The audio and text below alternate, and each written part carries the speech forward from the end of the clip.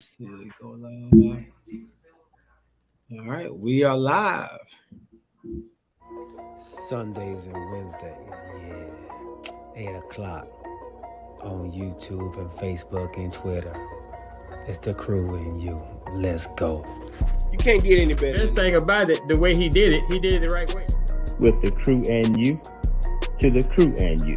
Do y'all have anything to say about What up, baby? Welcome to the crew and you. Congratulations to my dog, Chuck Little John, the OG. Y'all didn't notice I've been changing hats all night, have you? No. You've been doing that. And so, look, let me tell you, those dudes were the first one that I ever seen with the full tracksuit, and no drawers. You know what I'm saying? Understand that you can be at the bottom. You can be anything you want to be. And when that happens, you can be a champion like me. Can you imagine 100 people just all yelling?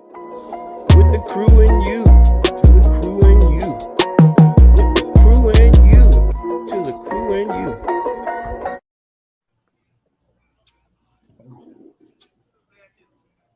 What up, baby? Welcome to the crew and you. I'm your boy G. To my right-hand side, as y'all can see, we have OG Spartanburgs, LIV Hater, Chuck Little John. What up, Brody? What's going on? Man, another day, another 2 cent, bro. Yes, sir. Hump day. Oh, man, downhill from here. You know how we do. Let's welcome everybody to the show. Everybody that's out there on Twitch, everybody out there on YouTube, Facebook. I actually tried something different today, man. I actually started the Instagram live to see how that works out for us, man. See if we can, try to spread our wings. Okay. All right. So, how you doing today, bro? I'm doing great, man. How you doing? Man, I'm doing well, man. Came in a little hot, but doing well. Waiting on Corey to come on. He coming in hot as well, man. So when he jump on, we'll add him to the show, man. But we want to go ahead and let everybody out there know, man. Today we will try to get us a winner for our giveaway.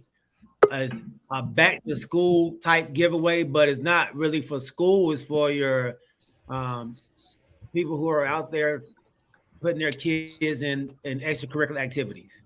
So if you have something that you had to register for, we are definitely trying to give y'all a little something. And we will welcome Brunswick Stew, Mr. Corey Davis. What's up? A taste of the Brunswick stew. What's happening, Corey? What's going on, fellas? How y'all feeling, man? Doing good. I apologize for my tardiness. You know what I'm saying? How you put it, G? Coming in hot. Coming in hot, bro. Coming in hot. Let's welcome Rodney Little John, Brandon Buchanan, and Jane Little John to this channel, man. Welcome, fellas. Welcome. What up, BB? Hey, Rodney said he want to talk about the golf challenge. Man, we ain't talking about that golf challenge. It ain't no challenge for me because y'all know how I get down. I'm riding in the cart. Hey, Corey. Huh? I don't know if I told you or not, but you was pretty popular last night too on a different podcast. Me? Yeah. What? Yeah. You missed. Oh Lord. Oh, I'm glad I sleep during that time. Oh Lord. Somebody wife. Oh Lord. What now, man? Just give me a brief of what I missed. Oh Lord. It was just a synopsis of Sunday's show. They went back in on me and I wasn't there. It wasn't really back in. I think it was more of, like he said, just a synopsis, a breakdown, some clip notes of what went down on Sunday night. And she had some backing, so I'm glad you kind of weren't on last night. She had some backing. Your sister? Okay. Oh, there was 22 people in the chat and watching last night on her channel, man. So they were go girl. That's what I'm talking about, girl. Yes, yeah. So oh Lord, you know what? I don't care. I'm still myself, huh? Look, hey, I'm glad, huh? It was a bunch of girl magic, black girl magic. Yeah, black girl magic. Oh yeah. Oh Lord. So, hold on. So tell me this, fellas. How did it get started? Well, she came off and said, that my husband has a show with some very nice hosts that she loves dearly, but she had to get on last night because one of the hosts, who has a black wife, black children, a black daughter. Oh Lord. So I can't just dislike somebody just cause I dislike them. You dislike, but you can't dislike their blackness. I can't dislike the blackness. The blackness from the Decatur. So that's what it was, bro. That's what it was. Did you help me? No, I was just in the chat. He say nothing. He say, hey, get out my boy. Nothing. Nothing. Our other co-host did. Who? Charlie? Yeah. That's what I'm talking about, man. Come on, Charlie. Tell me what you said, man. You ain't gonna do it. You too scared. You scared. Nah. Okay. I said the crew and you stands with our black sisters. Yeah. That ain't supporting me. Yeah, I'm about to say, yeah. What? That ain't. I'm still out there. He said we stand with our black sisters. I stand with them too. Yeah. Sleep with one. I said the crew and you. The crew and you. He did. Hey, we won. We won, y'all. No, we did. No, we didn't. I got beat up. Yeah. And then I got residual ass kicking. Linda, thank you so much. Thank you so much for rocking with us.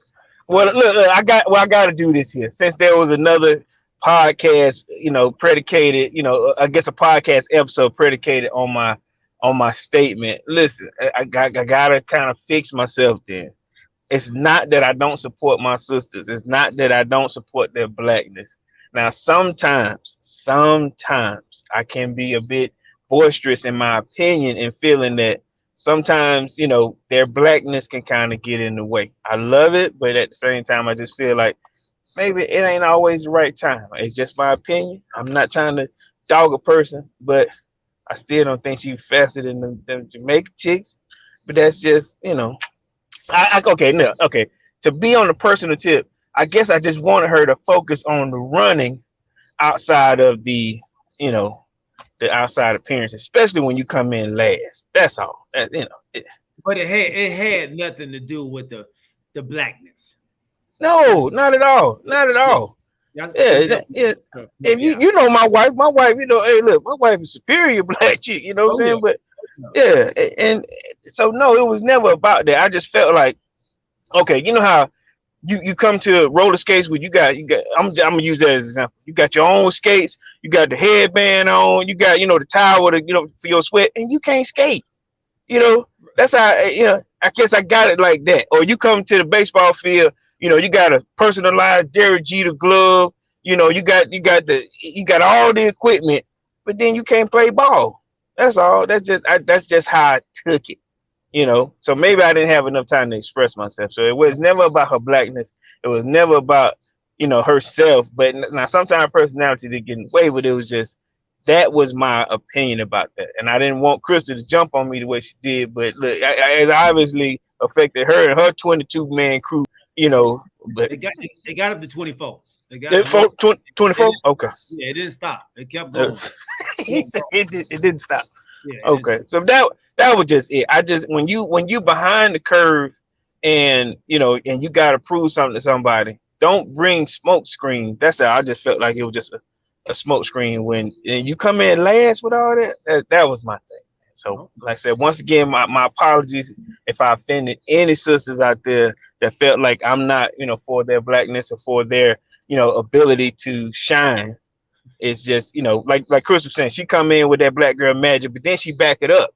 You can, if you back it up, then there's nothing for anybody to say, So. All right. I hear you. Let's welcome some people from the gram, man. I got the IG on too, fellas. Matt Thompson, what up, Brody? ATL Zay, how you doing? Thank you for rocking with us. And Kamarie White, man. What up, Brody? Kamarie, what's happening? Yeah. So my dad says, man, we understand, Corey. James Littlejohn says, man, 24 people looking for you, Corey. 24 people. Dang. So let's go ahead and get into our sports, man. We did want to let you know what went on last night. And that podcast is called That's Right. It is their page is called Crystal and Elisa on IG. So make sure y'all follow them, check them out, man. A great show comes on Tuesday nights.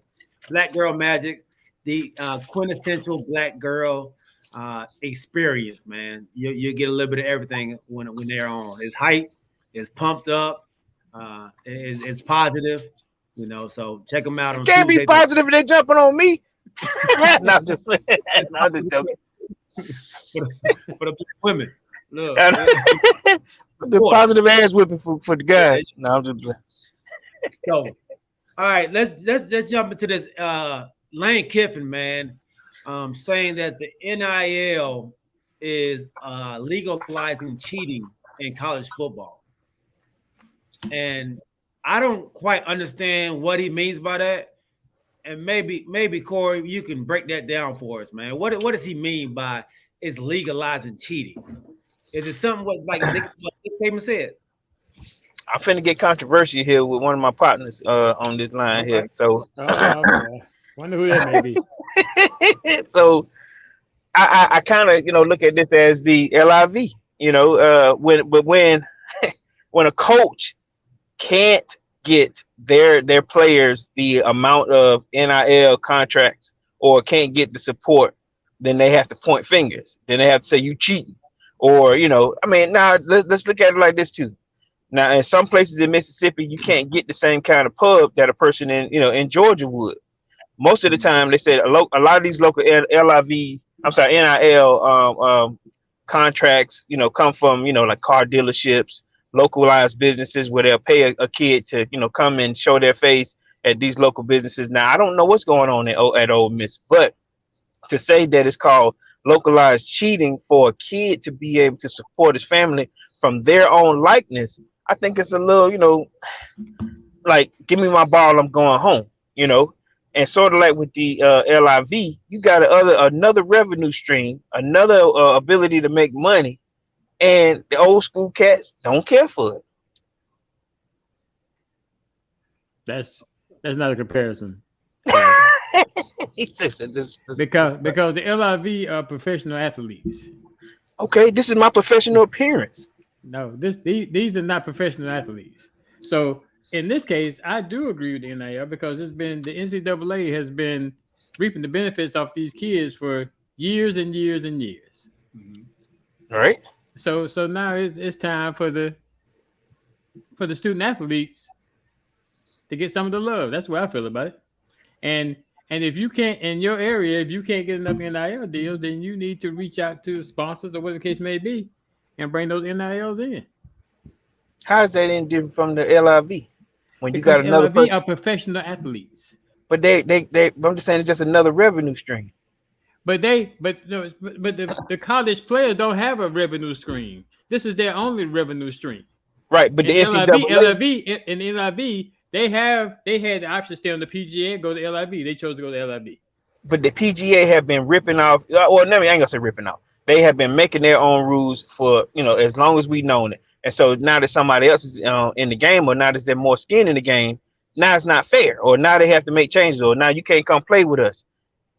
How is that any different, Charlie? Because, like I just said, Corey, for the third time, It's professional against college. You can compare the two. So let me ask, so is it fair for the NCAA, because they're not professionals, to take their likeness and image and profit off of it? You No. didn't hear what I just said, did you? I heard. I'm just saying. So no, right? The answer is no. So with LIV, is it fair that the NCAA, I'm sorry, that the PGA will say you can't play with us if you're going over there to make some revenue or make a different? There are times in life where you have to make some decisions. Whether it's the right decision or whether it's the wrong decision. So sometimes there comes a decision where you have to decide when you go participate on the PGA that you have played on for majority of their careers, that they didn't have a problem with all this time. And if they did, nobody had nothing to say about it until now. Or you can go to the LIV. So my thing is about this here, and I know we can harp on this all night long, and we're not going to do it. But my only thing with LIV is, and these players going to the LIV, now they're talking about how bad the PGA is. And some of my co-hosts want to talk about how bad the PGA is. But before the LIV was mentioned, nobody ever came out and said how bad the PGA was until now. So why is that? You don't know your girl ugly until a pretty one step up. No. If you've been with your girl for 20 years, you know what she look like. You do, but then you go, oh, okay. But why did it take you 20 years? Because nobody came to next to me. Yeah, okay. Okay. Let's use a car. You know, my car. I've been riding my car. You know, I don't know my car raggedy until you pull up with something new. Now you ride by many car lots. You know if your car raggedy or not. Sometimes people don't. People ride it. They like the, like you said, the classicness about it. You know, and then when you see that they made a new version of it, oh, okay. But like I said, why did the negative comments not come out until the LIV came about the PGA? Competition. So let's go with what G was saying as far as this here with Lane Kiffin being upset. Now, if he's calling it cheating, that's because he's not able to get the same amount of kids to get these kind of sponsors, sponsorships. That's the reason why he's angry, or that's the reason why he's hating, or that's the reason why he's salty right now. That's it. I mean, if there's anything else, it can't be. Right. Or is he doing like Nick Saban did? Possibly. Over on Instagram, Slime Ball Greasy said, "Yo, what's up?" He agrees with you, Chuck. But also, for the longest time, they've only had one option. So now, when you get more options, you can really see and talk about the stuff you did like with that first option that you had, the only option that you've been having in all this time. So I think like the LIV, the NIL, people now have and another option. Well, the only option now for players, athletes, to make money. So now they can talk about how bad the NCAA has been doing to them, or how bad the PGA have been doing them for all these years, because you can compare it to something else now. You know what I mean? But in golf they have other options. What? Huh? They have other options in golf. What other options to make that kind of bread? Where to make that kind of bread? Or option? No, the statement was they didn't have any other options. They have other options.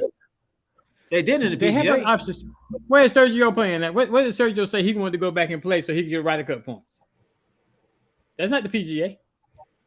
What is it? That's a league overseas. That's not the LIV. What, the European tour or what? I don't think he mentioned. Yeah, he didn't even mention the PGA, did he? I mean, he was just saying he wanted to be European. No, he wants to go back to the European tour, because if he plays on the LIV, he would not get Ryder Cup points. Therefore, he would not be able to participate in the Ryder Cup. Oh, they're just taking away points. They're not taking away your ability to play. He can't earn points. He won't earn points by playing on the LIV. So therefore, he would not be able to play in the Ryder Cup. So, and what tournament is this? Or what tour is this? Like, is it like European tour? But they didn't say it. They didn't say he couldn't play in the LIV. They just said if you're over. Huh? Right. They didn't say he can play in the LIV. I didn't say that. I said that he would not earn Ryder Cup points by playing on the LIV tour. So therefore, he would not be able to participate in the Ryder Cup. But PGA is saying you can't play with us no more. The Ryder Cup is saying PGA has been saying that is an option, but they haven't enforced that yet. But like I say, we're not gonna harp on this. We're gonna move on to something else. But like I said, if you were so disgruntled with the PGA and you wanted to go to the LIV, then why do you keep coming back to the PGA to play in the majors? Why? Just stay on the LIV. I just saw the LIV going to increase to 14 tournaments next year. Stay on the LIV. Don't come back and play in the majors. That's crazy. You want to straddle your fence. You want to straddle the fence. Either you go be a LIV tour player, or you go be a PGA tour player. If the PGA is so bad, why come back and play in those majors? That's my question. You've been saying that for a while, Right. but are you Lane? But from a Lane Kiffin standpoint, is he saying the same thing? Are we trying to say that Lane is saying, you can't get this likeness, but you still got to play by our rules. You still got to live. I'm gonna use your likeness for Ole Miss. I'm gonna use your likeness and make money for the university, make money for the NCAA, but you still stay in your place and play ball, and like you said, live like a college student, meagerly or whatever. But I'm gonna make millions off of you. Is that fair? I started out my comment saying it wasn't fair, Corey. I started out my comment by saying that the NCAA and these colleges and universities have been making millions and millions of dollars off of the student athletes. So now I agree that it's time for the student athletes to get their share. I said that from the beginning. I believe that. I just feel like there's contradiction here when we try to bring in the LIV. But go ahead. There's no contradiction. Go ahead, Jim. We move on to something else. We'll stay on this all night. Welcome to the show, ATL guy, very Trevor, man. He says, funny how the top dogs from successful programs are the only ones I see saying this stuff. I.e. Kiffin, Dabo, Saban.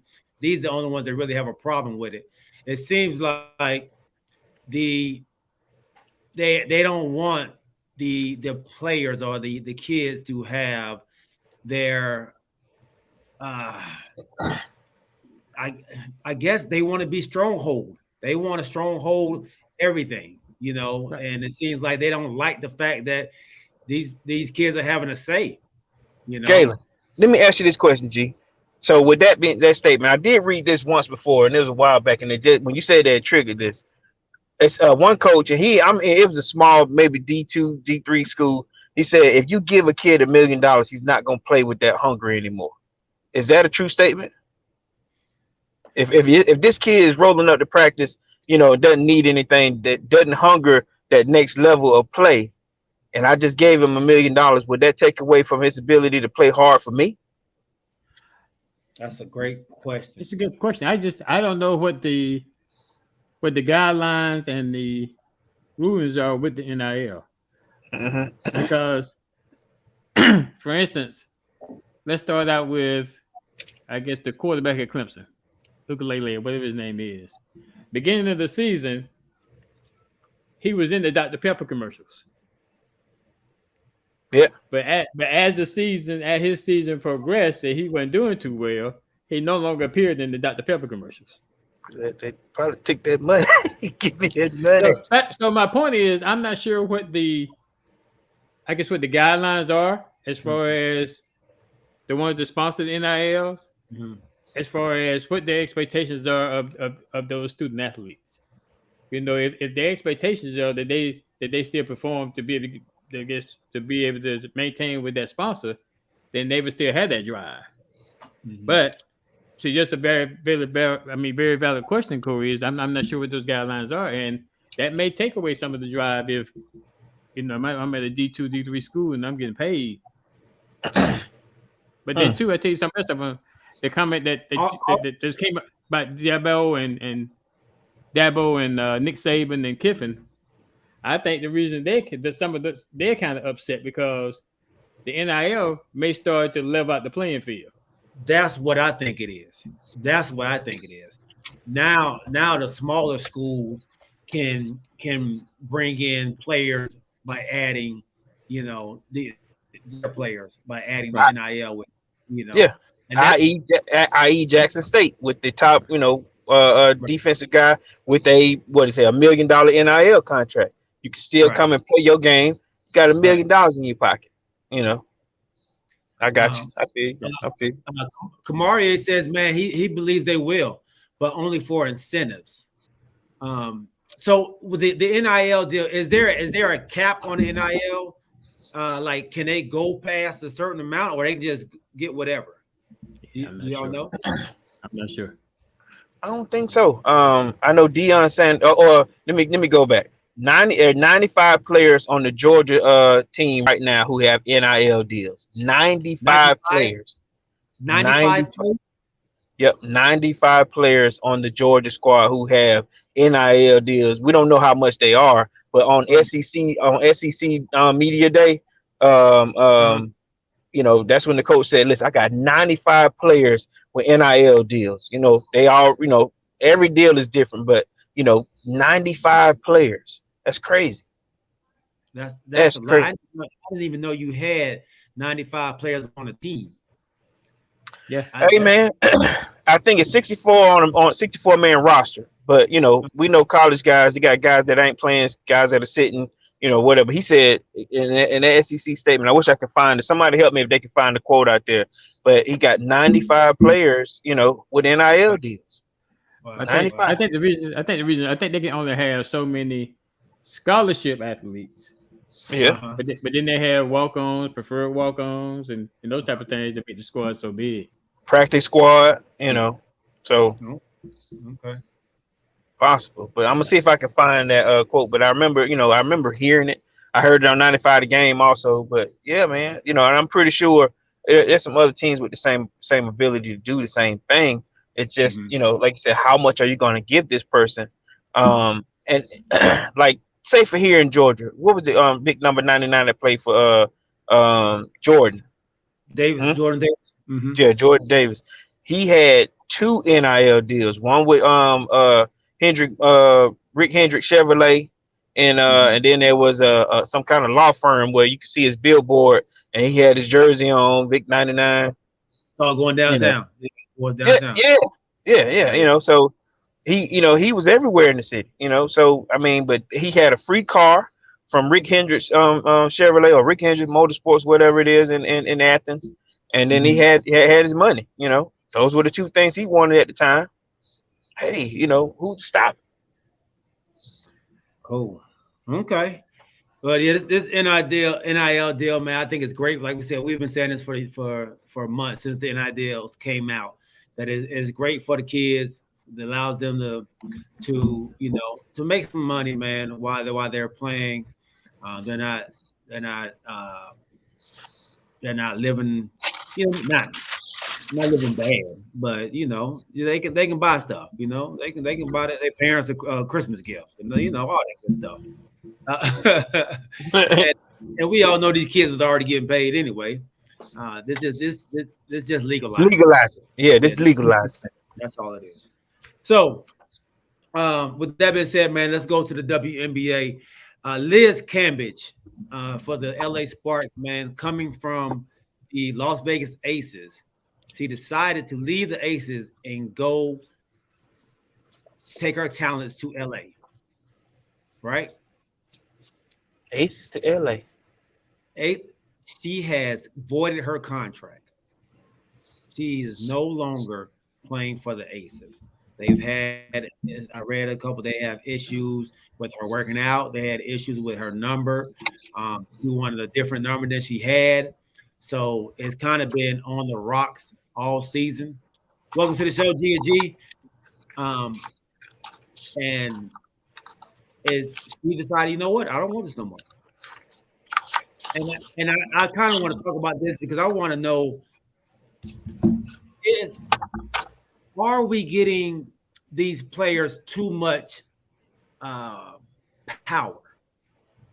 Are the players now not living up to what they signed, their contracts? We're letting them get out of their contracts too easy now. Like, hey, you signed this contract, so what? I want out. We'll trade you.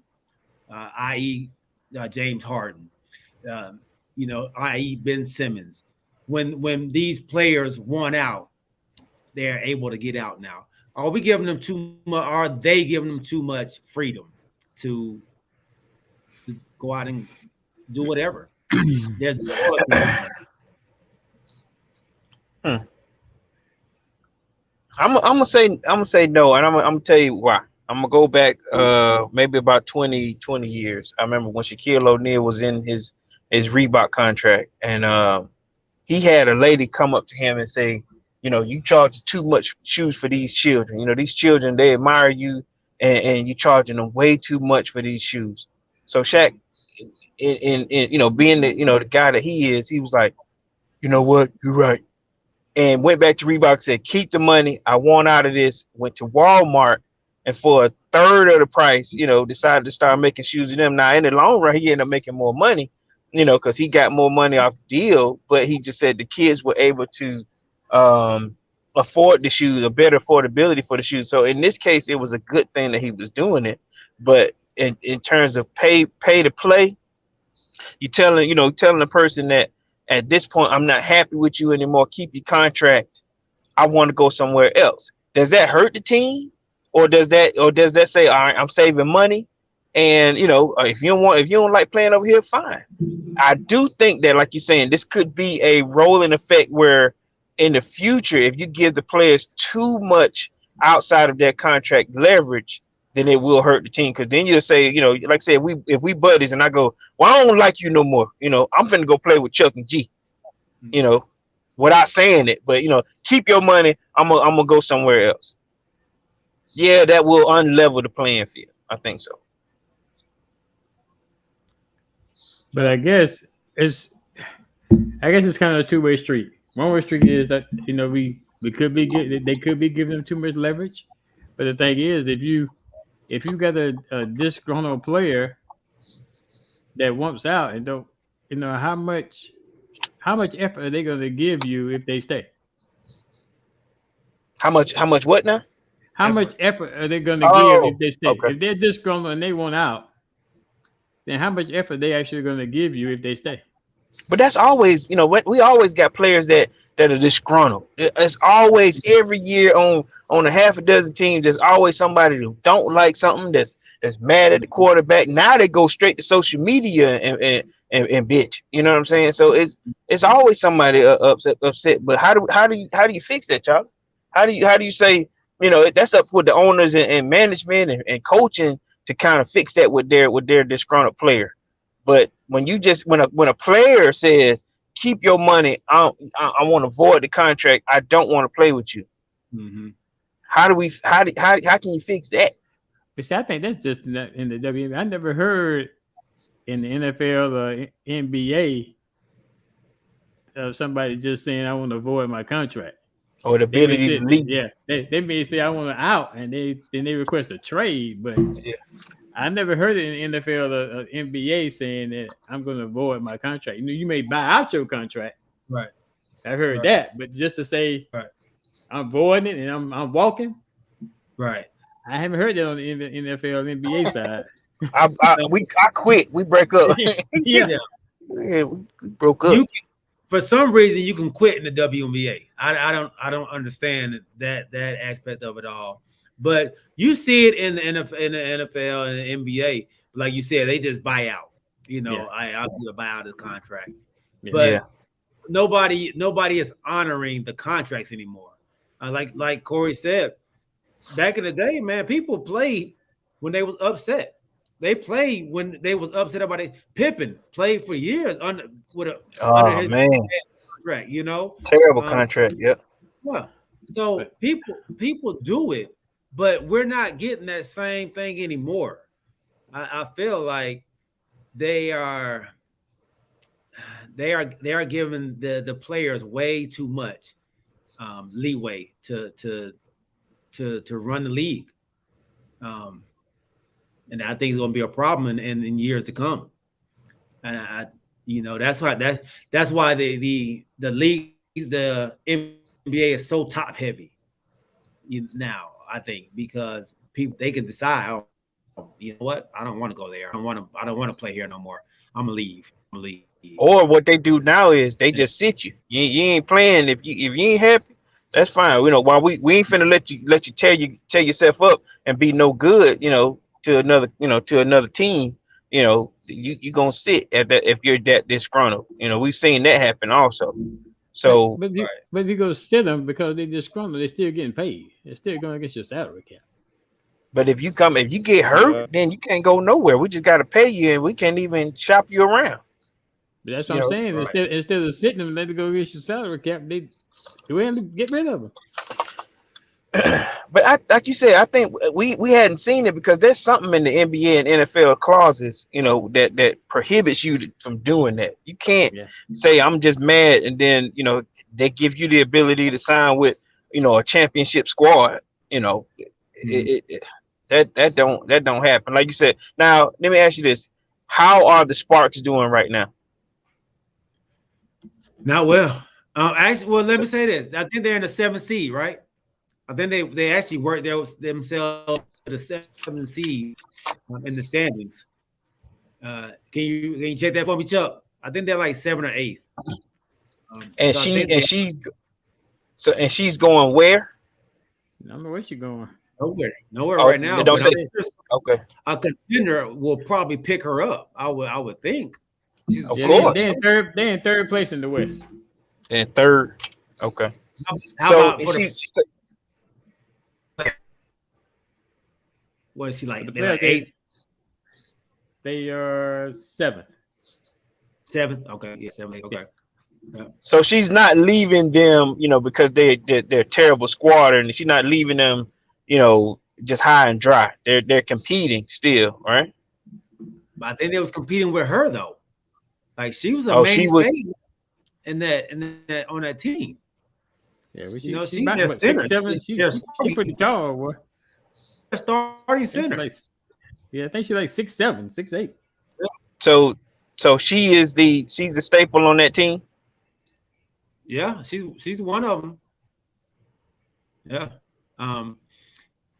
I personally don't like the way that they're doing it. You know, I think Sylvia Fowles did the same thing and left that team and went to doggone the Aces, right? Or Seattle. Who did that? Sylvia Fowles. She did the same thing. Oh. So my dad says, man, are the players doing what management have been doing to them for all these years? Or are they just returning the favor?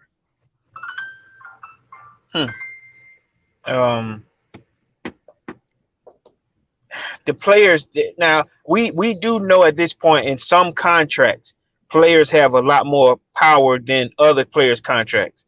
I.e. Deshaun Watson with the no trade clause. You know, I mean, they keep giving this dude no trade clauses. It's like, I'm gonna give you a boatload of cash, and then I'm gonna give you the opportunity to say no to any suitor I come up with, no matter what the trade, which is unheard of. And I think in basketball, I think the only other guy that has one of those is LeBron James, if I'm not mistaken. That's not a common contract where you just can veto any trade. You know, so you're not finna just send me down to, you know, to nowhere land to die, you know, without my saying, okay. That is power. That's power in a contract. So it does behoove me when a person, because most people don't just let money go. Most people don't say, keep your money. I don't like it here no more. You know, now let me ask you this. Is that the end all tell all in most contracts? If you say keep your contract and keep your money and that allows you to go? No, I mean, no, not normally. No. Right. Like I say, I think that's just the WNBA. Yeah, it's something in the WNBA. Yeah. Yeah. But they said it was an amicable. They said it was agreement between both parties. So maybe it's not a standard in the WNBA. They both just came to even terms to say this was best for the team or whatever. Yeah. I don't know. So with the NBA, in the NFL, we do know, okay, so these players are paid at this point now, 17 weeks, they'll be paid out. You know, they'll be done. You know, they have all their money for the season. And, you know, if you spend it all, hey, that's on you, you know. But sometimes I feel like with this conversation that we're having now, that's not enough time for a player to just say, let me get up and leave, you know. Yeah, by the time you're really mad here, you know, and figure out what's going on, the season over with. So you just don't have time for that. Now, basketball, maybe. I know baseball, it doesn't happen like that because baseball is, you know, on their contracts 100% guaranteed. So there's never a reason for a person. You can be disgruntled, but you getting all your money guaranteed. But for a trade to happen, you know, you still gonna get that money. So, but if a person is just narrowly disgruntled with their team and don't want to be there, this is a first to hear in the middle of the season when they say, here, take all your money back, here your clothes, here your shoes, I'm gone. Man, that's wild. That's wild. Maya Davis, are you on? If you are, let me know if you're on. And Miami KK05, if you are on the live, let us know, man. Put your name in the chat, please. All right. So speaking of contracts, we touched on this on Sunday. Kyler Murray got paid this past week, right? Turns out there's a clause in his contract that says he has to watch 4 hours of film a week during game week and not be on his games, TikTok, etc., anything that will take him away from watching film. All right. I asked y'all this last week. What should they have given him this contract? I'm gonna ask y'all again today. Do y'all feel they should have given him this contract, especially when they had to put this clause in there?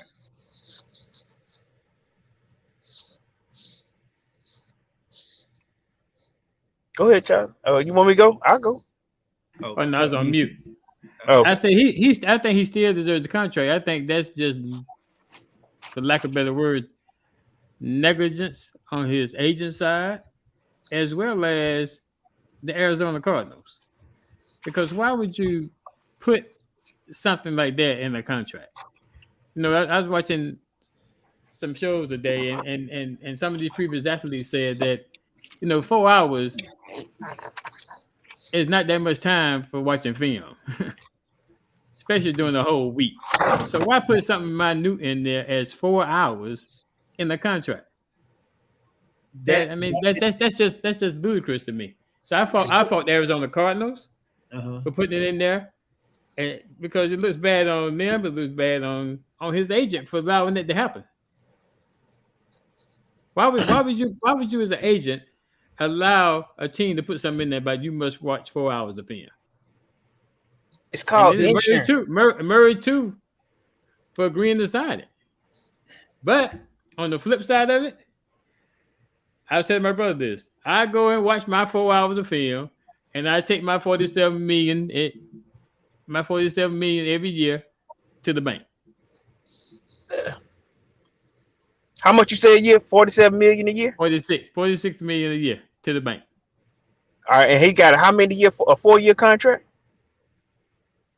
Yeah. Or extended. Yeah, he got extended. So for an hour, listen, okay, what it says 4 hours of film a week, 4 hours of footage. Yeah. Let me tell you something, man. 4 hours of footage. Honestly, with like say with your TikToking and just I watch that just, you know, even with our show, when we go back and watch the show, you know, we go back and read over it or watch what we did, what was funny. It means nothing. All they're saying is he is young. That's all. He's 24 years old. He plays a lot of Madden. He plays a lot of video games in 2K, all that stuff. He's still young, and all they're saying is it's an insurance clause. We need you watching footage now, and the only thing that you're a good quarterback, we just need some insurance that you're watching, knowing these plays, i.e. Michael Vick. Michael Vick played for 7 seasons for the Atlanta Falcons, and he said he did not watch video. He didn't watch plays. You know, he said they had a few plays for him, whatever, but he said he didn't take it seriously. He just used his abilities, his mobile abilities, and his ability to, you know, semi-throw. He became a passer later, but he used that ability to make it through. Now teams are saying, we need to know that you're committed to these plays. An hour a day or that ain't nothing. I do it for him. You know, I agree with the Arizona Cardinals. Put it in the contract. I ain't saying embarrass you, but let people know that, hey man, we're serious about it. You know, don't get mad. But then again, he's still signed. You know, somebody was in his ear and go, hey man, just watch the game for us. Sign that contract. For me, if you had to put that in the contract, you saw something in him that you did not like. Oh well, not like, or have a problem with, G. Not like. As your quarterback, your quarterback is your mainstay. Your quarterback is the one who watches most film out of everybody. Your quarterback is the one who kind of lives in front of the TV watching film. He's breaking down everything. They got to tell him at least 4 hours for your your star. This is your star quarterback. This is your franchise. And if you were the quarterback and they go, Galen, you on you know, the crew and you too much, man. You know, we seeing you on live and you're dancing on TikTok, you're playing, you do listen, you know, you're throwing footballs in your house, you know, and not catching them, you know. we feel like you're spending too much time on TikTok. You're riding camels in Egypt with your old lady. You know, listen, we just need to know that, you know, you are serious about the job.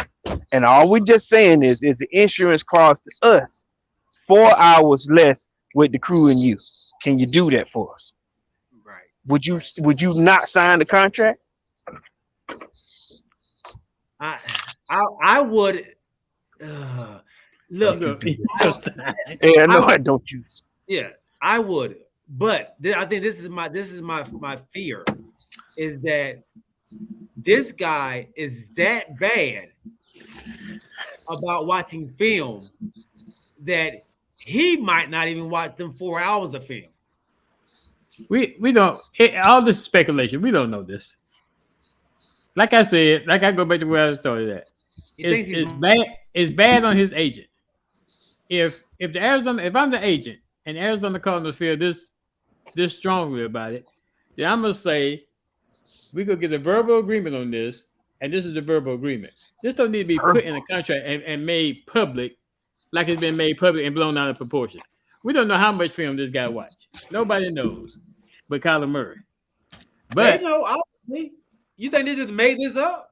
Yeah, it's not enough. Yeah. You think they just made this up? But 4 hours, G. 4 hours is gonna make that much of a difference. 4 hours? Come on now. I think they're hoping that he'll stay there a little longer than 4 hours. Yeah, of course. You know, but this is 4 hours a week, basically 45 minutes a day. You know, or whatever, however long they practice. You know, just put in the film time. You know, now okay, we've seen situations. This is outside of what they already do. So the problem is he'll watch film when he's with the team, and they point stuff out to him, but he ain't thinking about it because he's thinking about NBA 2K, he's thinking about Madden, his next move, what he gonna practice. Yeah. But y'all remember what was the how you can what was it? Street Fighter. Yeah. And remember, you used to try to learn all the little codes for you to be to use when you play against your buddies. I still do. You be practicing the bad boy. That's what he doing while he watching film. And CG. Okay. G. See, we can always tell when there's somebody that you don't really care for. It's always pretty evident. So is the root cause because he got more than that? Is that what this is all about? Damn. I didn't bring this story up. No. What I'm saying is you didn't bring the story up, but you always, when there's something you don't like, then you always dive in a little harder. No, I told you I'm glad he got more because I want the bar to go up. Okay. At first I didn't think he got more, but once you broke it down for me, I saw he got more. Hey, I'm glad he got more. But did he deserve it? That's my question. Oh, like I said, he deserved it because who would they bring in his place? Obviously, somebody who's gonna watch film. But they didn't. I got a great. Gave him the bag. No, I got a great example. Okay. Remember when the Dallas Cowboys implemented for Dez Bryant? It's like a babysitter. He couldn't go certain places. He couldn't touch his mama. So Jerry Jones, what did Jerry Jones do? You're gonna have two people with you 24/7 at all times. He had to do that for 3 years, didn't he?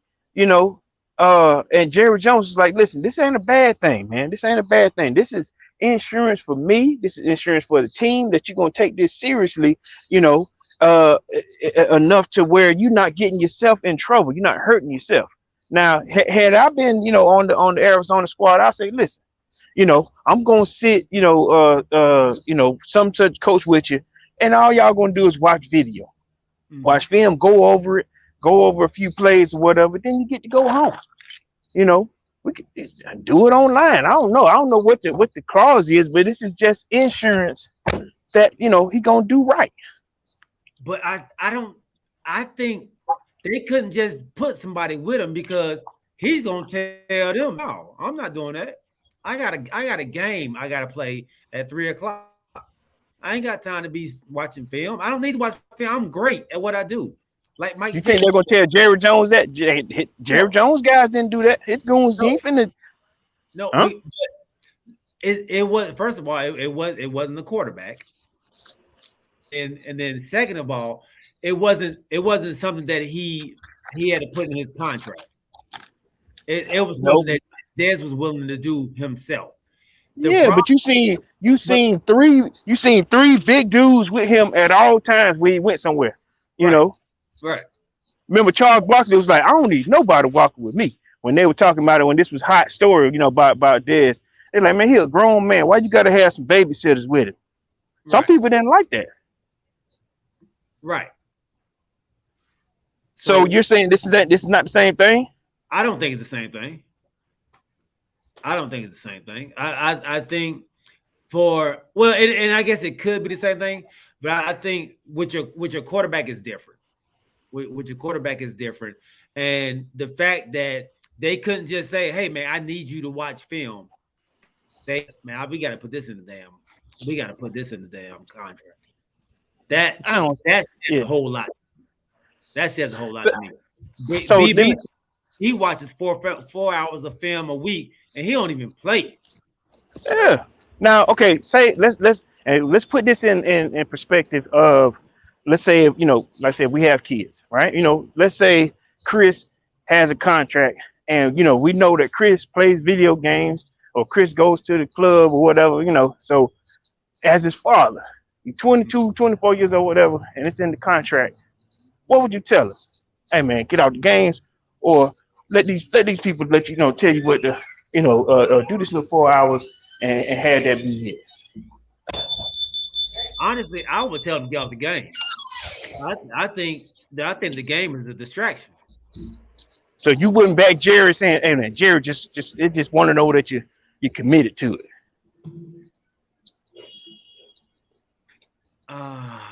Would I back Jerry by signing the contract? That what you mean? Right.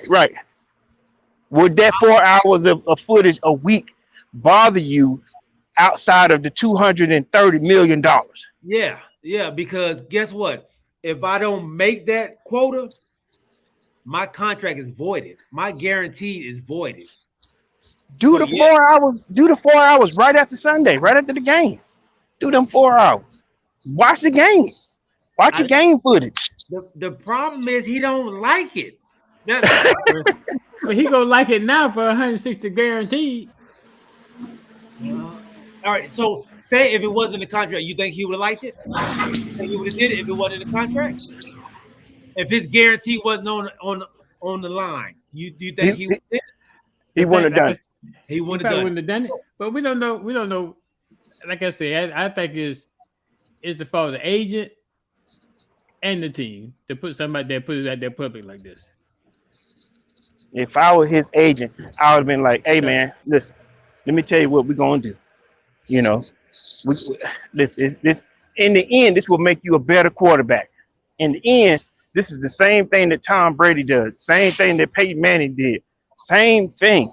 You know, you get in that study room.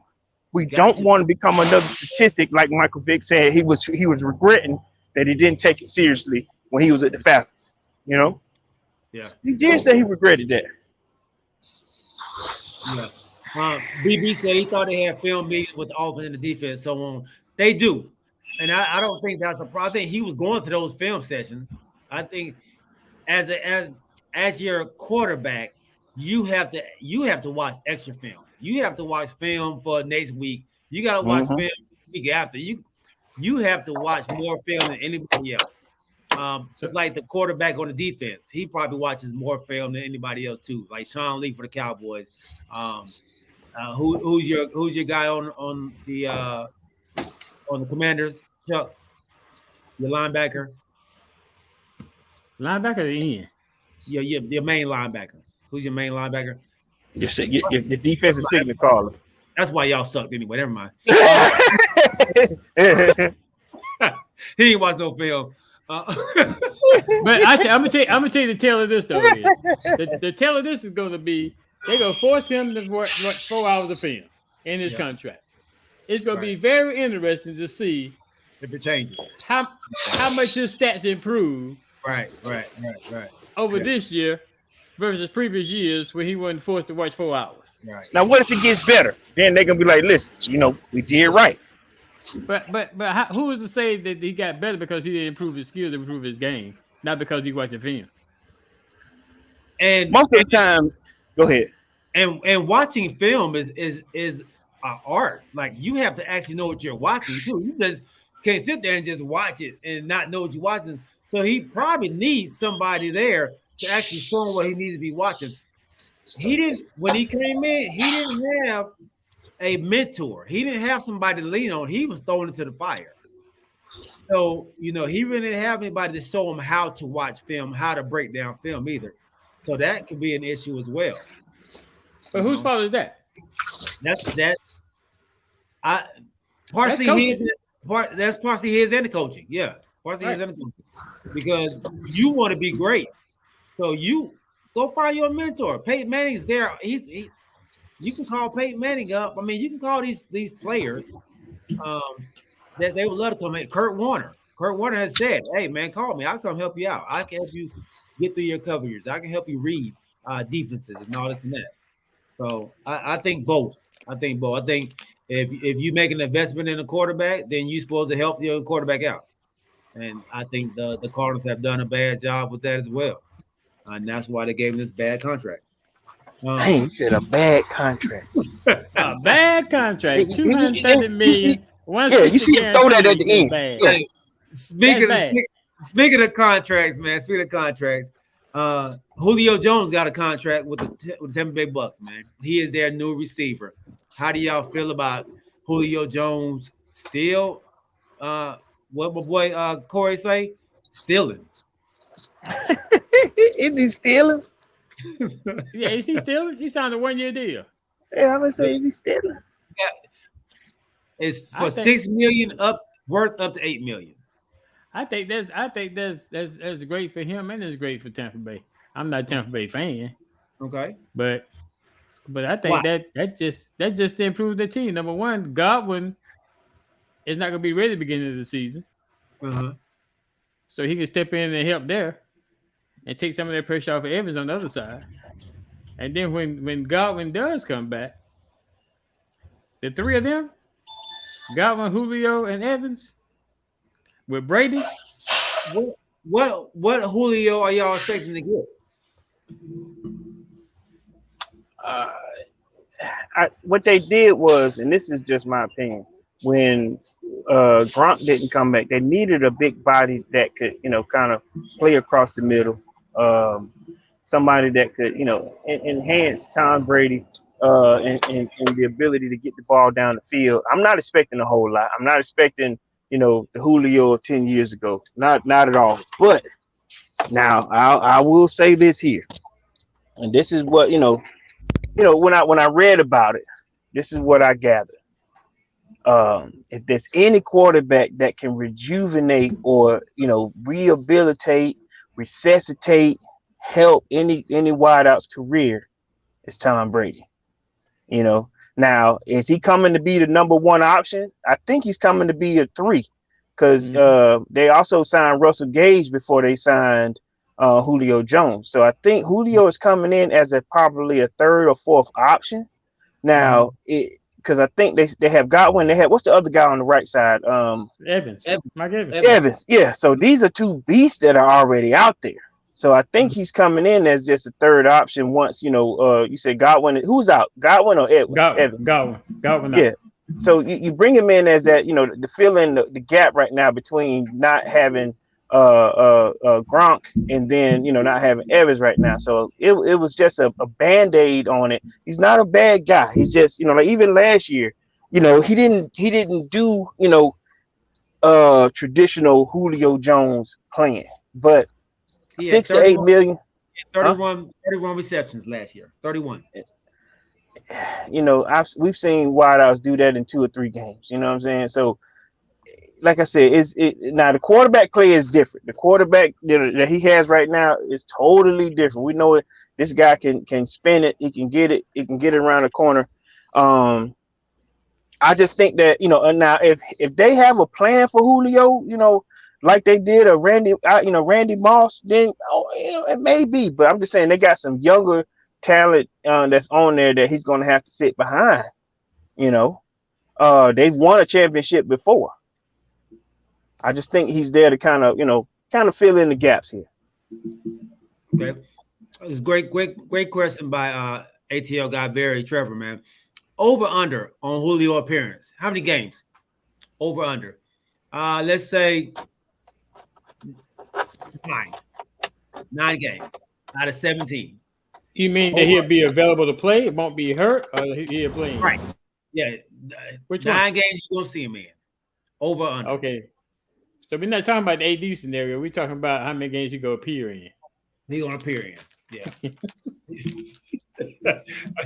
not the AB situation. I'm saying he'll appear in at least 10 games.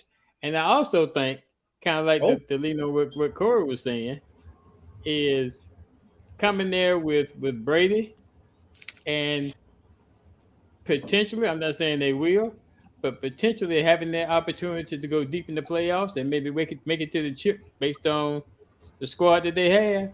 That sometimes throws an extra incentive and drive into some players also to try to get to a pinnacle they've never been to before. And Tom Brady does do that. Okay.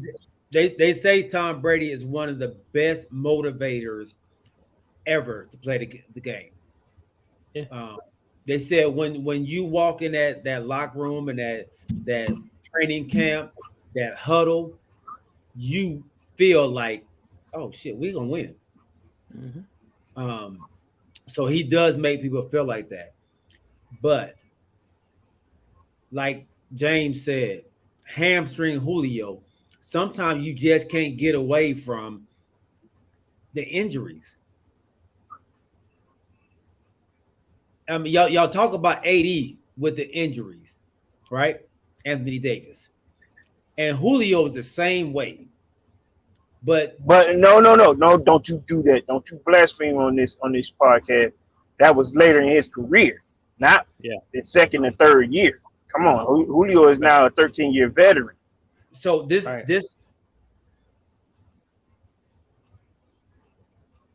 is he's older and he's having a lot of injuries, but you're expecting him to play through these injuries now that he's older? But I think the difference is going to be is that he may or may not start at the beginning of the season while Gartman's out, but he's not go. We just talked about the number of appearances he's going to have, so he's not going to be a every week every down player. So those injuries may not be as high of an issue as they have in the past.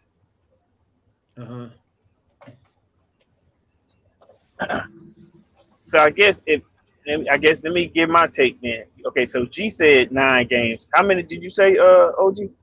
I said at least 10.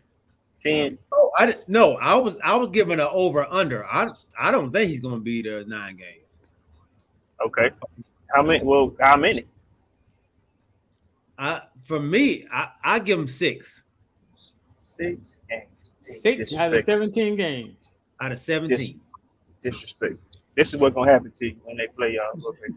Like I said, you can always tell when there's somebody you don't like. Yeah, this dude, man, he go deep. He go in, man. He go in. Man, you get really, but then you won't see that type of ability in AD. But oh my goodness, God. Okay, so he said 6. Charlie said 10.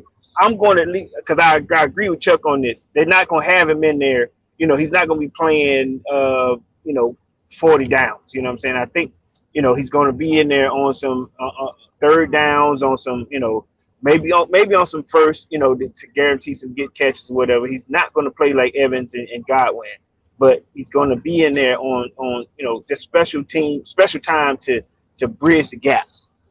You see what I'm saying?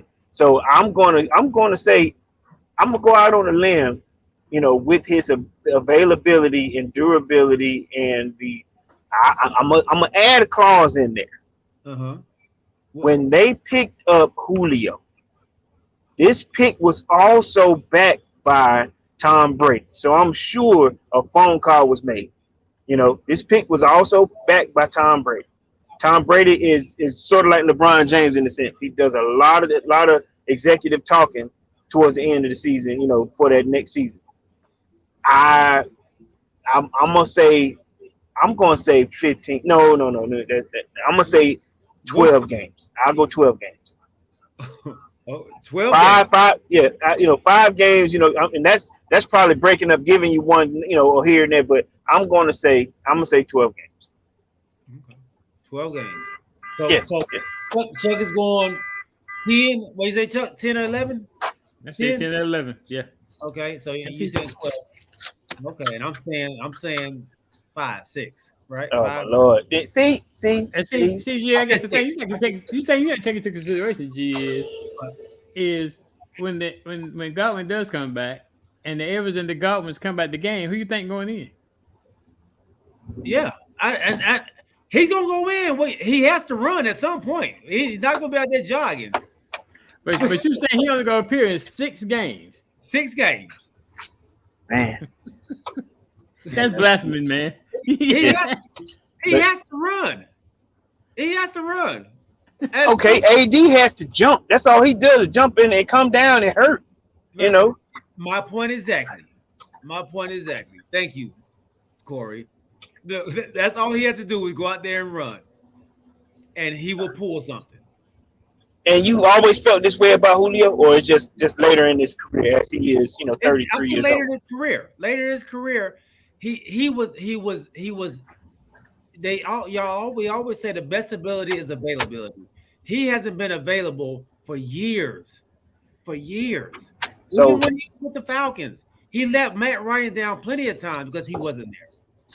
So he did get injured last year, but he got injured last year. He got injured the year before that. He got injured the year Ridley came, his first year, and that's when Ridley. And they were like, okay, well maybe Ridley might be the man now.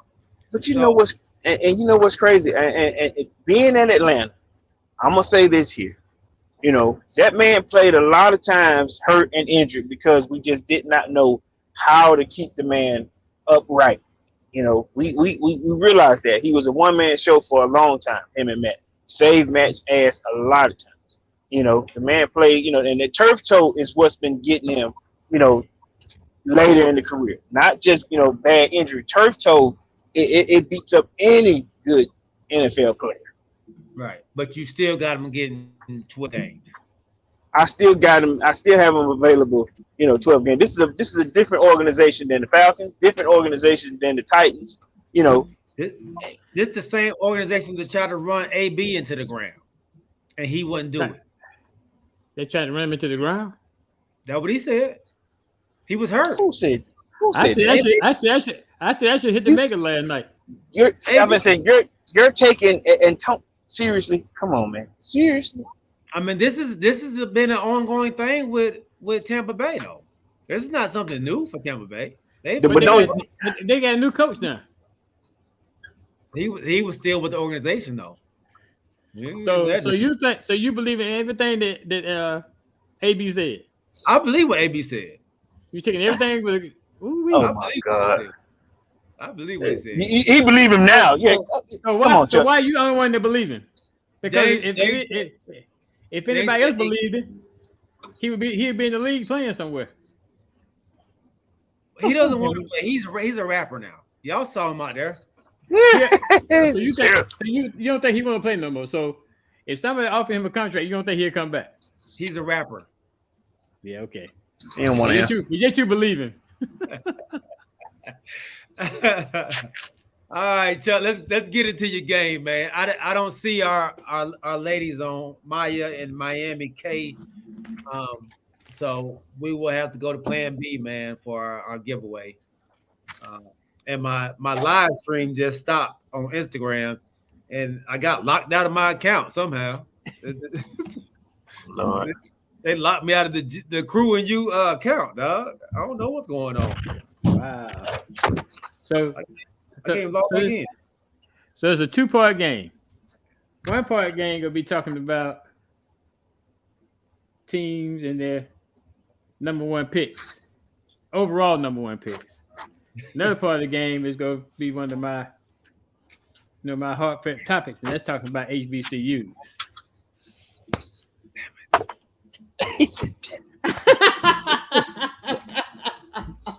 Yo, I'm a novice when it comes to HBCUs, man. Y'all know that. Okay. Let's rock and roll. Okay, so first we go, and this is just focusing on the two of your teams. So we'll start out with the Cowboys first. So as far as I saw, the Cowboys have had 3 overall number one picks. Mm-hmm. So what I'm going to do is I tell you, we'll talk about the year. I'll give you some hints. I'm not going to tell you who it is. So we start with the first overall number one pick. It was in 1974. Roger Staubach. No. Too Tall Jones. Too Tall Jones it is. Defensive end out of Tennessee State.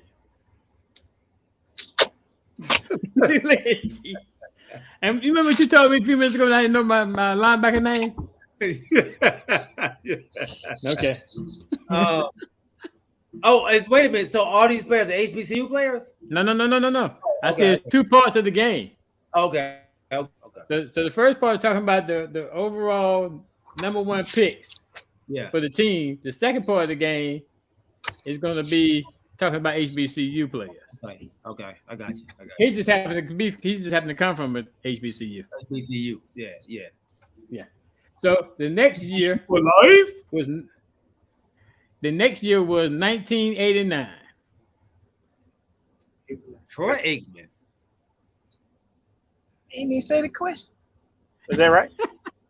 Yeah, that's right. Oh, okay. All right. Okay. So what I'm doing is I'm giving the year, and then I give you hints. If nobody knows who got drafted in that year, I give you the year, I give you the position, Oh, And I mean, now we can give you the year. I give you the school they graduated from. Then last result, I give you the position. Give the position be too much of a giveaway. okay.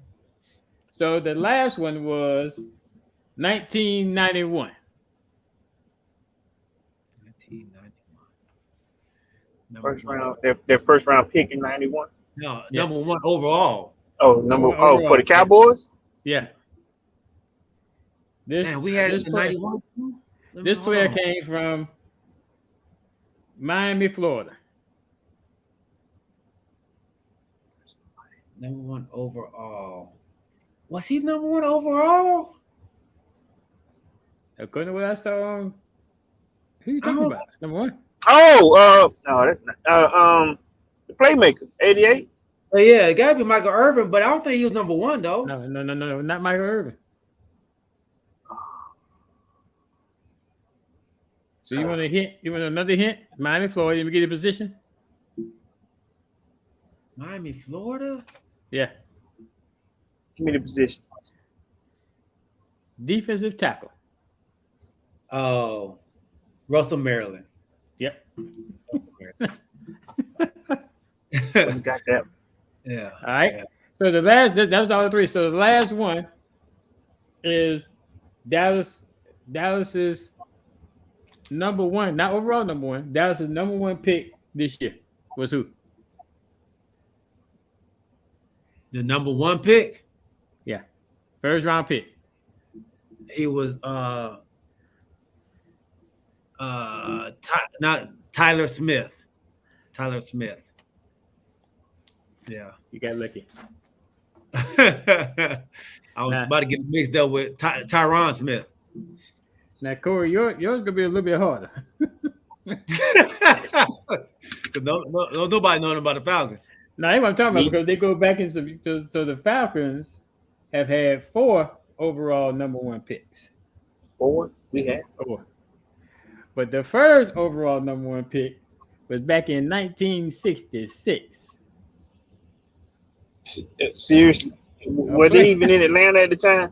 A player from the University of Texas. He was the overall number one pick. Barkowski. Nope. I said 1966. Shit, I wasn't living in '66. He played linebacker. Linebacker.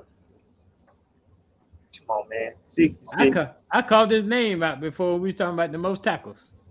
I was wrong.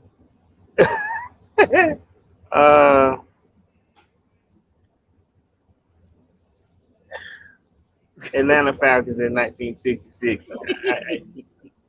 You got to give me that one. Tommy Nobis. And look, they got a Tommy Nobis center. Do they? Yeah. I ain't never heard of that name. The Tommy Nobis Center is a cancer center. Lord. All right. 1975. Damn. From University of California. Steve Barkowski. That would be right. One of these damn times. Look. Yeah. Now this one, I don't know if you could get this because this one kind of throw me for a loop. 1988. From Auburn University. 1988. Auburn. Number one pick. 88. A linebacker. 88.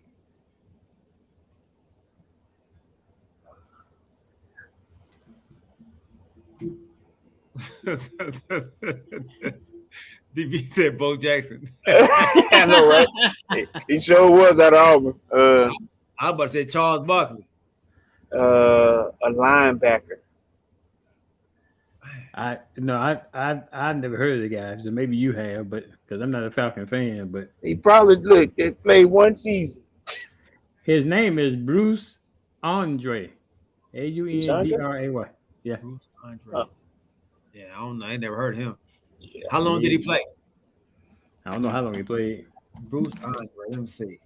He was a number one pick out of Auburn, and we picked number one overall pick. Yeah. And we ain't heard about the fool. Never heard of him before. Bruce Andre. Bruce Andre. Okay. So 2001. Michael Vick. Yep. Got down right up the spot. So now, He didn't finish it. yeah. Now, who was the Falcons' #1 pick this year? Not overall #1, but their first round pick. Kid from UCLA. Wide out. I ain't gonna lie, I don't know his name. UCLA. No, When he's did from USC? Oh, USC. I'm sorry, USC. Trojan.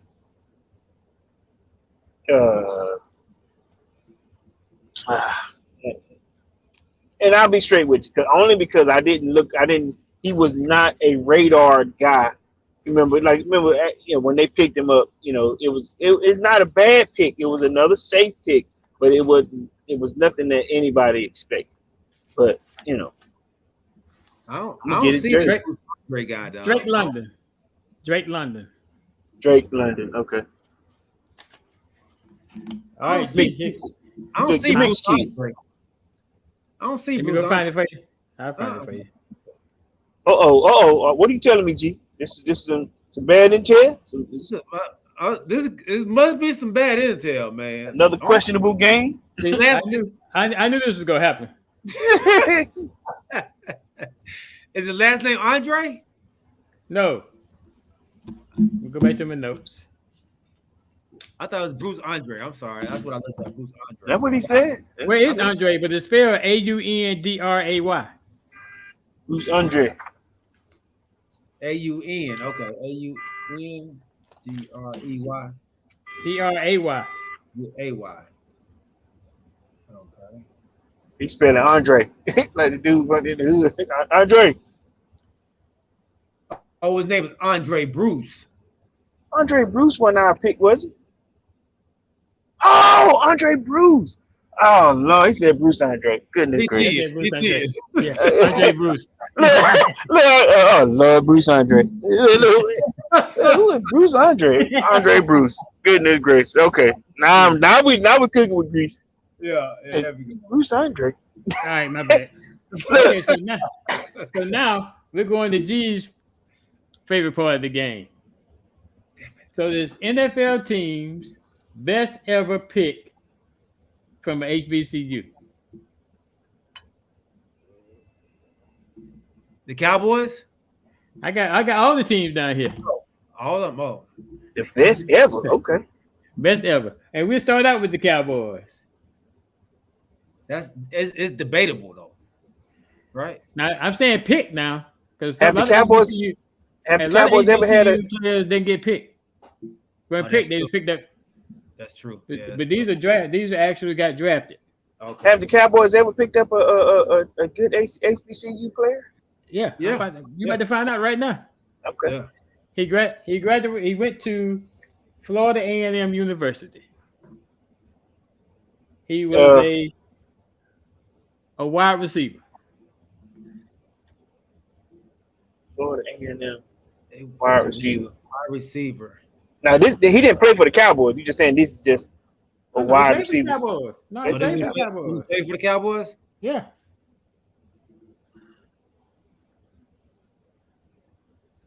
Let me give you a hint. Yeah. What number he was?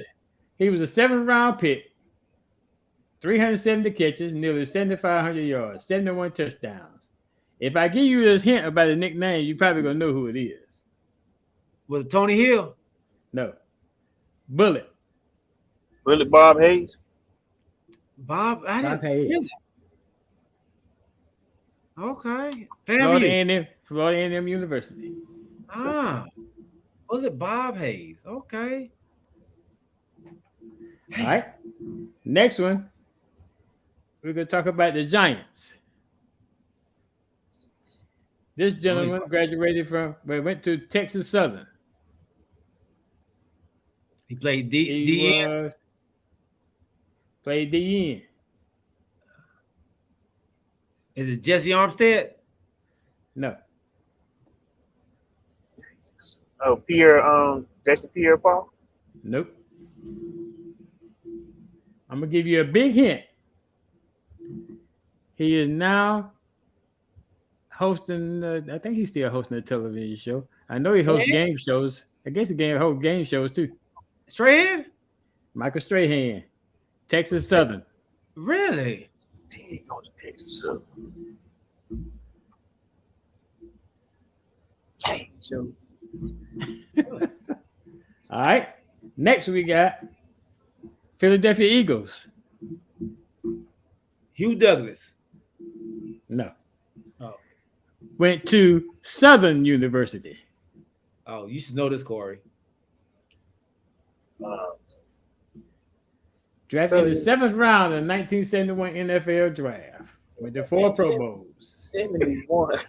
Played wide receiver. 1971. Played wide receiver. Okay. I'm gonna give you a big hint. His number, I think, was number 17. That's a big hint. That's a big hint. Okay. Alshon Jeffrey. No. No, he said 71. This is Yeah. Alshon, hey, come on, man. Y'all gonna kick yourself when I tell you who it is. 17? I don't know any Eagles players besides what I said I think it's number 17. I could be wrong about that. Oh Lord. Okay. I think I'm right though. I think I'm 100% right on that. Y'all give up. Yeah. I ain't gonna know. First name is Harold. First name is Harold? Yep.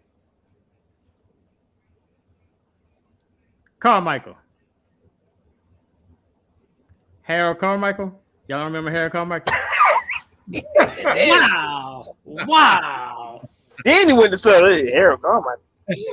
Wow. Y'all don't remember Harold Carmichael? Wow. Okay.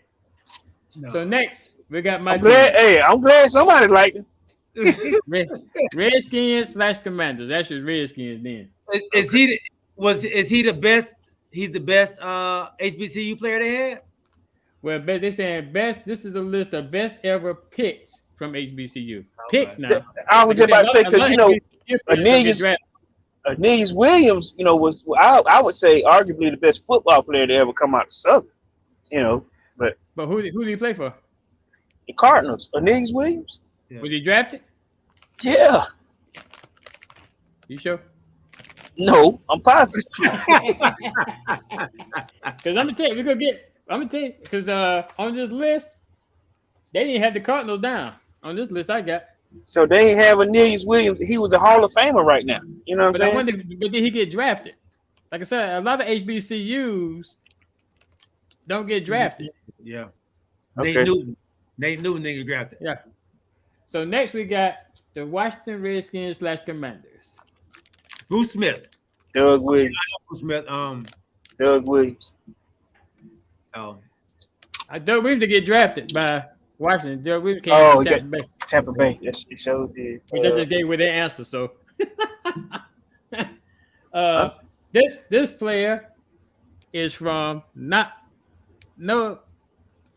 only one of the best HBCUs out there, but just happened to be the HBCU champion of this year. South Carolina State University. He was a wide receiver, and he was one of the so-called Smurfs that they had back then. Oh. Oh, but don't know. Yeah.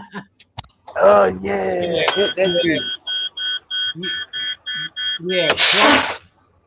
Well, yeah, Clark, Monk, and is Art Monk though? No. He said Clark and Monk and Yeah, Clark, Monk, and what's the other one? What college did he go to? I just told you, man. Oh, South that's Carolina right. State University. Yes. When I hear that, it just goes right here. Oh, downtown Charlie Brown. That's right. Downtown Charlie Brown.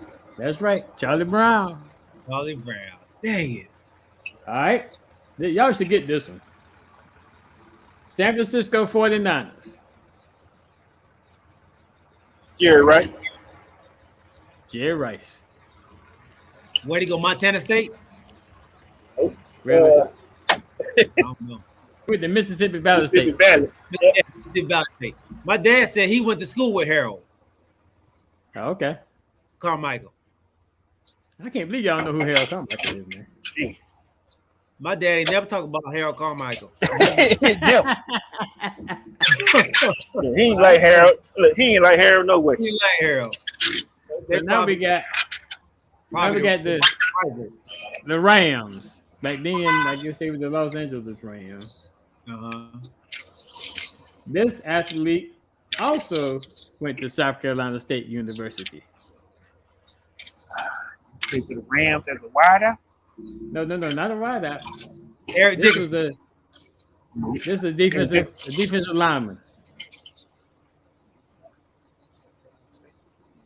Number 75, currently in the Hall of Fame. Deacon Jones. Deacon Jones. Yeah. Okay. Right. Okay. Next, we I'm got winning right now. I hope G know that I'm winning right now. You're not winning. You named one person. No, I'm winning. I've named Nope. 3. No, you have. No, yeah. Don't do that. Don't do that. Charlie now we Brown. got Who else I named? That's it. Troy Didn't Aikman. they? Troy Aikman? He's not an HBCU player. No. that was part of this game. Are you Yeah, talking about right. overall? He talking I about thought overall. This is part 2. I thought he said it was part 2 of the game. No. Yeah, it's part 2 of the game. Right, I thought it was the same thing. Troy Aikman wasn't even an answer. Yeah, he It was. was on overall draft, overall number 1 pick. Oh, okay. Yeah. Out of that, I had 2 out of mine too. You Good. got one right, Corey. You got one right. No, you're not. You're not winning right now. All right, so next we got the Seattle Seahawks. This athlete also went to South Carolina State University. Oh my God. Y'all know, you notice that consistency, right? Inconsistency. This player was a defensive back. Registered 24 interceptions and 571 tackles. So he was pretty good.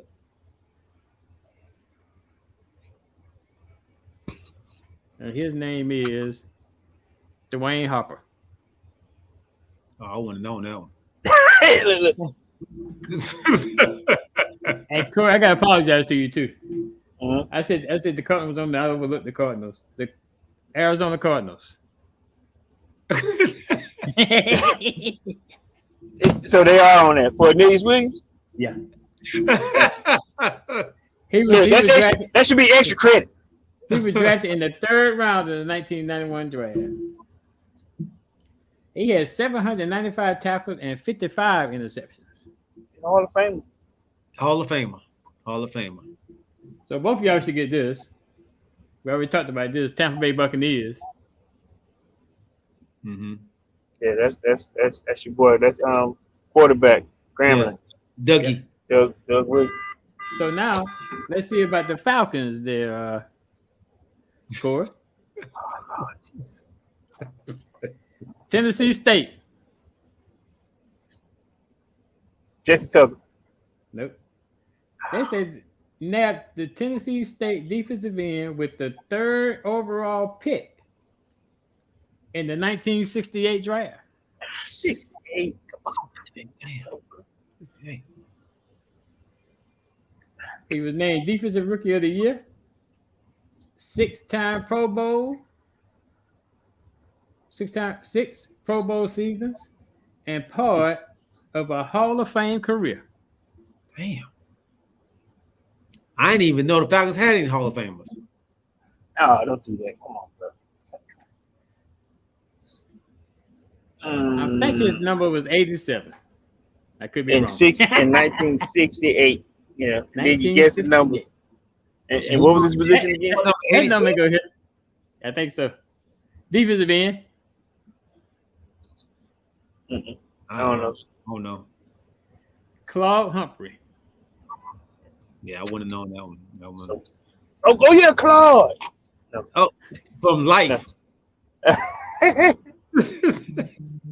Claude. Call me soft again. Call me soft again. Soft. Let's just say you're not putting up his answers, G. Oh, thank you, Lil John. There you go. Jerry Rice. He answered right after we tell the answers. All right. Good. So here we go. Who was Williams? He put last name, just last names. I don't nobody know who Williams. Who's Williams? New Orleans Saints. New Orleans Saints. I gotta speed up though. We run out of time. We ain't done the AFC. Maybe do the AFC. Maybe do the AFC Sunday night. It's all NFC. You should. Dang. This is all NFC. Yeah. Wow. Okay. Yeah, you know something because of our NFC team. Yeah, now we on the Saints. Now we on the Saints. Yeah, we do the AFC Sunday night. Okay. The Saints. Just a former Texas Southern wide receiver. Was a top 10 pick in the 1970 draft. But his career didn't take off until a couple of seasons later as a member of the Houston Oilers. But he was drafted by the Saints. Was he the guy who used to do this right here? He went to Texas Southern University. Say he spent 10 years in H-Town. Ricky Jackson. And in all-pro seasons in 75 and 77. What's the guy who used to do his legs like that? And, oh no, that's Billy White Shoe Johnson. Oh. Yeah, I think we drafted Billy White Shoes.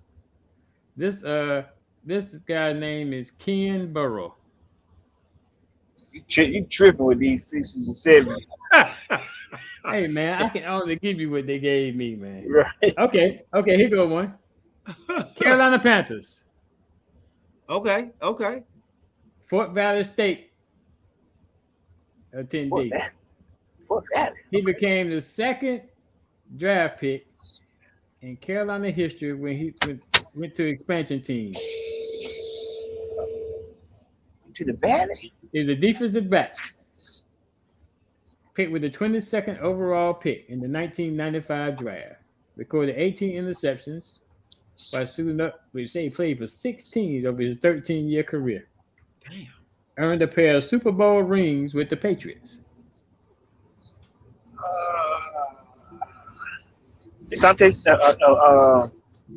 Samuels. No. He should be in the Hall of Fame. Sante Samuel should. Defensive end. Man, you got two. This is a defensive back I'm talking about now. Back, yeah. Troy. You talking about George Vincent, but that's not him. No. Okay. Damn. Came with Carolina. Mm-hmm. 2 Super Bowls with the Patriots.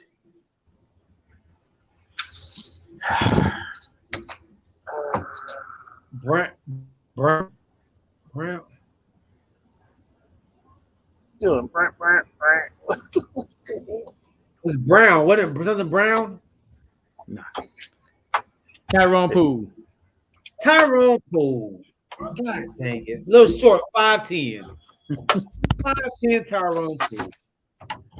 All right. We got how many more we got? We got 4 more. And we'll be done. Minnesota Vikings. Grambling State wide receiver in the 2nd round of the 1976 draft. He produced immediately, snagging 51 passes for 906 yards and 10 touchdowns.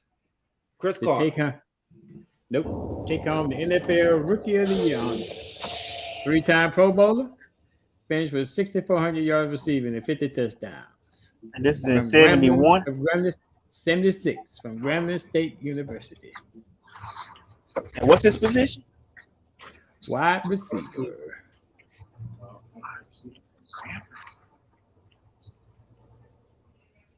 And who did he play for?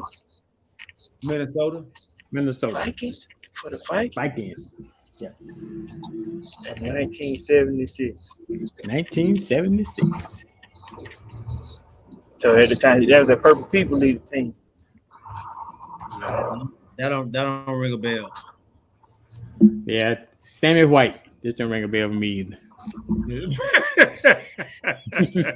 Man, you putting out stuff you don't believe in. Nah, I'm just putting out what's out here. So now okay. this should be real easy, extremely easy. Chicago Bears. Sweet. Number 4 overall pick in the 1975 draft out of Jackson State University. Sweetness.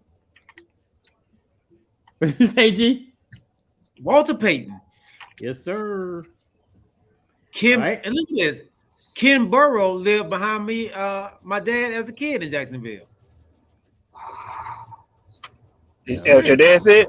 Uh-huh. You didn't even know. You found out a lot tonight, G. The only person I knew that lived by my mom was Daryl Strawberry. Daryl Strawberry, man, let me tell you, my granddad, at least the first 15 years of my life, he goes, why don't you cut your hair like Daryl Strawberry? And then I remember the last time he mentioned Daryl Strawberry, I said, Granddad, I said, you think I should get that Daryl Strawberry, cut like you always saying? That boy on drugs. I was dying laughing. That boy on drugs. All right, 2 more. Green Bay Packers. Wide receiver with the 7th round pick, 213 overall in the 1999 draft. He never played a down for another franchise. 4-time Pro Bowl selection, racking up more than 10,000 yards and 60 touchdowns, and becoming the Super Bowl champion. Sterling Sharp. No. Sterling Sharp with the University of South Carolina. Oh. He said he never played what year? 1999 draft. Oh, 1999. Oh, I'm sorry. Yeah. Sterling Sharp. Donald Driver. Alcorn State University. Yeah. Y'all probably won't get this one. But this is a defensive back in the 1967 draft. Man. He led the league in interceptions with 10, taking 3 back for touchdowns to earn Defensive Rookie of the Year. During the rest of his 10-year career, he was picked for the Pro Bowl 7 times and was inducted into the Hall of Fame. Who he played for? Played for the Detroit Lions out of Jackson State University. I don't know. His name is Lim Barney. No. Y'all never heard of Lim Barney, huh? No, but he probably lived by my daddy. All right, that's all the NFC. We'll go through the AFC on Sunday. All right, cool. I'm about to do some research. Look. You know that right? Because that man be going back to the. They be doing that cheating, man. Look, Charlie, in 1945. I didn't get that bad. As far as I went back, I think it was 1966. We chose the #1 draft pick. In Chicago. Oh man. Hey, great show, fellas. Great show. Great game, Chuck. Great game, man. Hey, do y'all remember that? I was listening to a podcast today. Do y'all remember the song Mr. Telephone Man? Yeah. Mm-hmm. Y'all know who wrote that song? Who wrote it? Yeah. No, I don't know who wrote it. Ray Parker Jr. Ray Parker Jr. wrote it. Ray Parker Jr. Ray Parker. 10 years before they sung the song. Wow. So, did y'all know when he says this ain't no party line? Do y'all know what that means? Like the calling party line when a bunch of people used to be on the phone.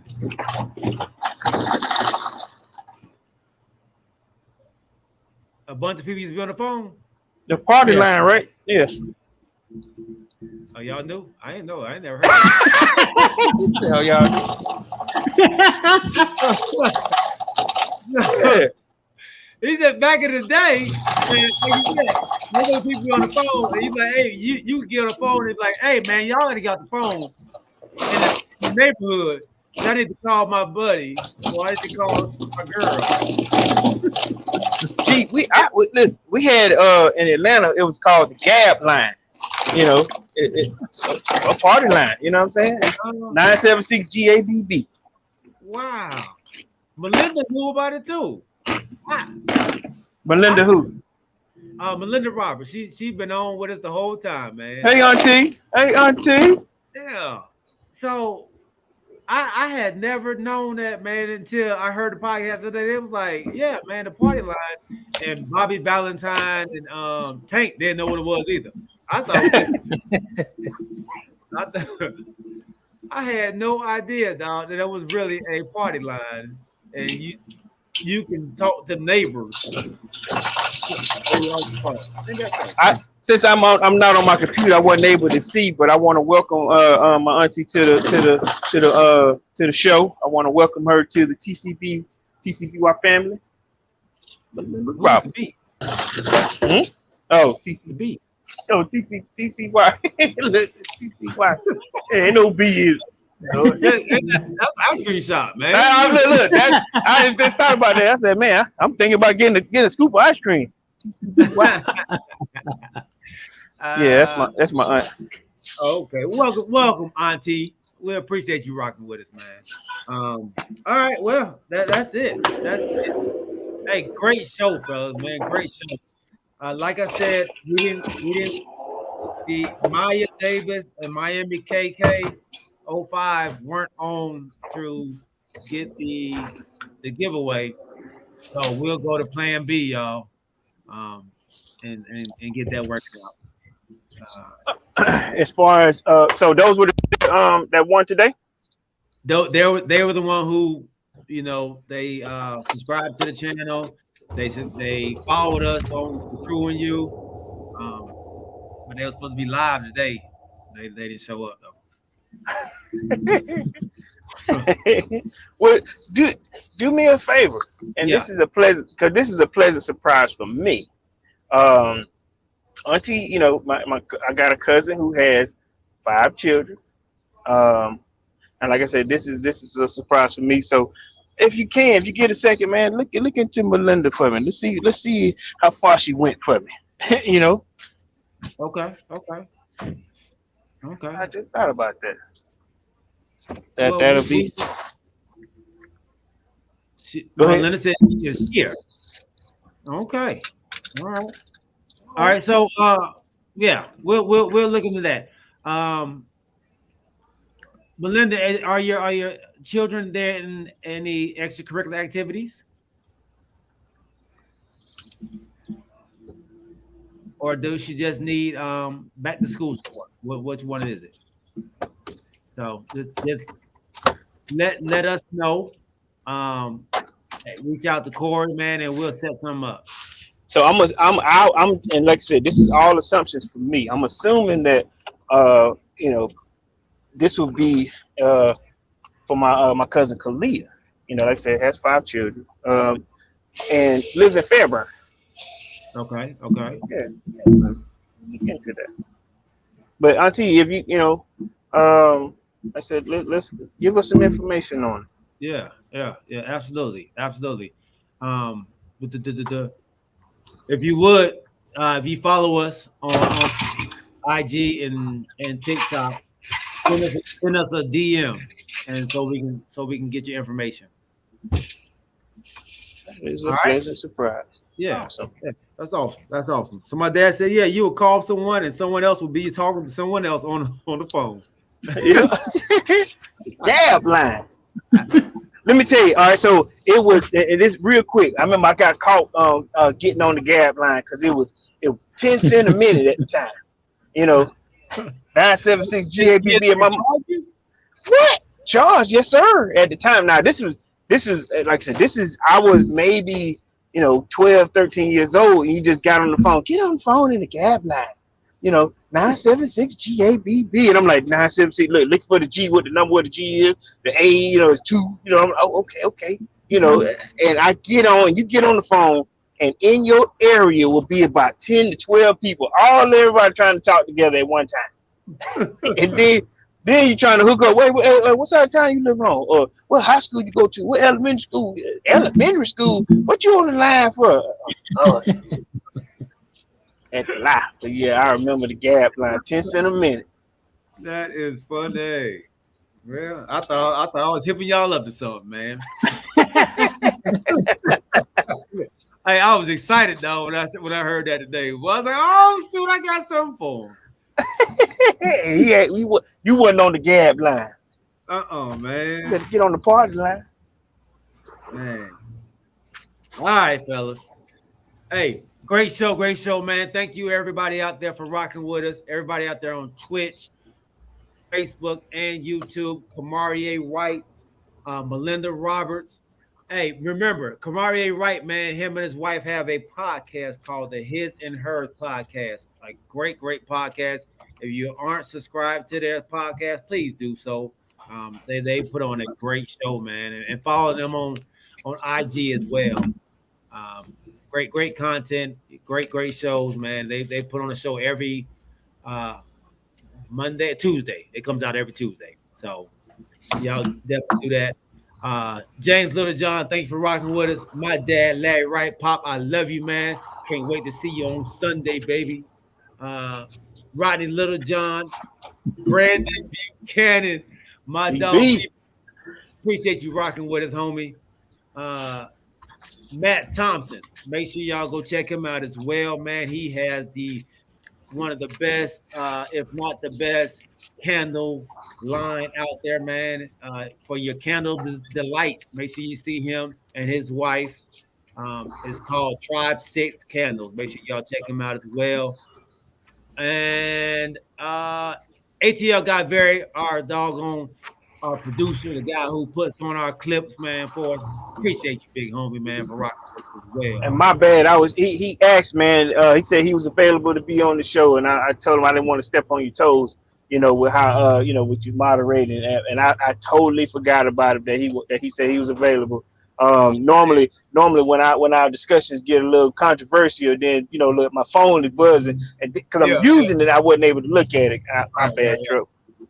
We'll get you on. We'll get you on soon, Brody. My wife, baby, I love you. Make sure y'all subscribe to her show as well. They had a live show there yesterday, man. So make sure y'all tuning in to that as well, man. We thank y'all. We love y'all. Don't forget, y'all, the NFL season is starting up. Training camp, all the training camp, all the teams are in training camp now.